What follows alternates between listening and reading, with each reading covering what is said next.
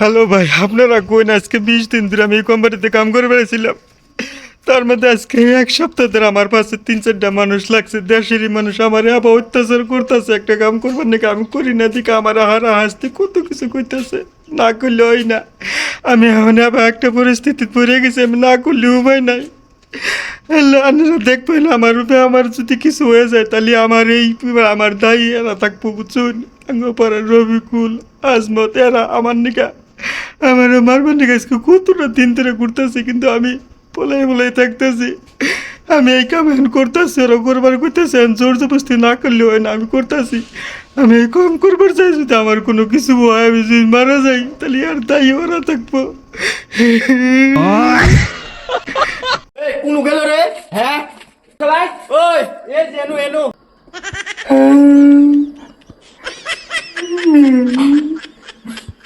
সংবাদ দে গুসল দু নলে কিন্তু আজকে বেশি নাটক করিস না। গুসল দুবার কইছিস দু হরছে 1 সপ্তাহ ধরে গোসল দাস না, গন্ধে ঘরে থাকাইতেছে না। আজকে যদি গোসল না দাস, এই যে দেখছ কি একবারে জীবন শেষ করে দিল আজকে। গুসল দু